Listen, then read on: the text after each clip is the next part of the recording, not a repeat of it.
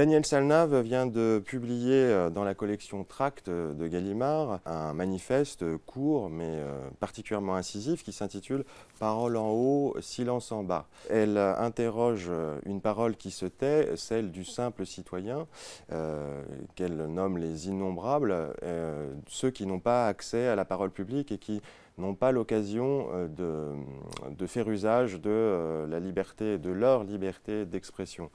En effet, si la liberté d'expression est un droit, encore faut-il pouvoir l'exercer. Selon Daniel Salnave, l'élite politique, l'élite médiatique nous impose ce que nous devons penser, ce que nous devons ressentir. Et les médias sont mobilisés non pas pour informer, mais davantage pour influencer l'opinion et pour forger un consentement.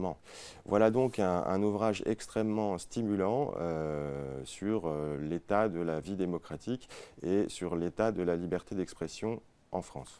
J'aimerais vous parler maintenant d'Alain Deneau et de son ouvrage qui s'intitule « Faire l'économie de la haine », essai sur la censure, publié chez Éco-Société.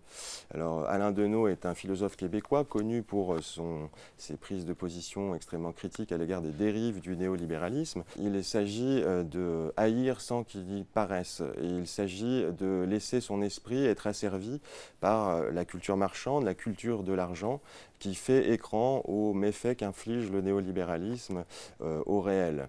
Alain Deneau démonte ici les mécanismes idéologiques, les mécanismes cognitifs qui amènent les instances politiques, économiques et médiatiques à nous imposer une autocensure et à imposer dans le discours public la doxa néolibérale et son lexique gestionnaire.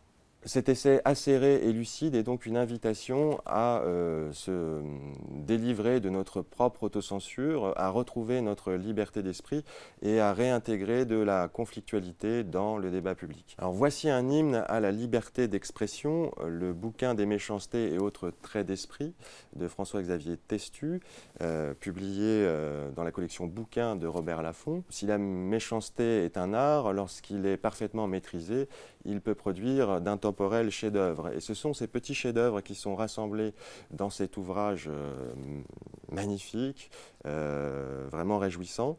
Vous y trouverez les principaux traits d'esprit, les meilleures saillies assassines, les meilleures vacheries dont ont été capables écrivains, philosophes, acteurs, hommes politiques bien évidemment, dans l'histoire de l'Antiquité jusqu'à nos jours.